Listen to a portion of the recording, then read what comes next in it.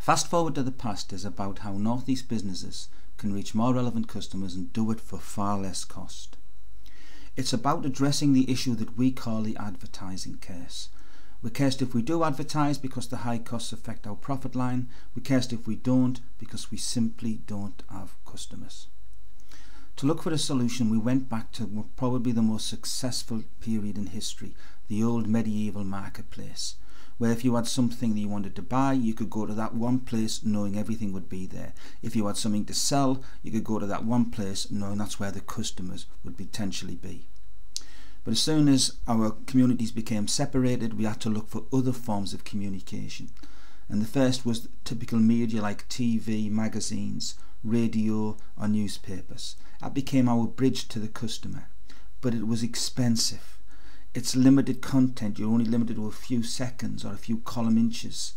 And your content is never up to date because it takes so long to get to the point of publication. So the next age was the dawn of the internet. You could now have your own content which would be accessible from anywhere in the world. However, it would be very expensive to create and maintain. You have to be found. A whole new industry called search engine optimization came into existence to help you be found. And then there were extra high costs in terms of the imaging and branding for your business. Then came the rise of social networks, where there is now one place you can go to find your customer. It's extremely low cost and will be very popular with your customers. Unfortunately, in most cases it's proprietary, i.e. you've got to go to Facebook or Twitter or YouTube and so on. They all have their own different ways of communicating. And again, you still have to be found once you go to those communities. And then finally we have what we have produced, which is what we call Civilised Cyberspace Communities. It is one place for everything. It's made possible by embedding the content. So we're using a technology which is standard, which allows us to take your content from anywhere, from a blog, from YouTube, from Twitter, from Facebook, from forums, etc. We bring the content in, and therefore it's always up to date. That means we've been able to produce a lot more content in a single place for your customers.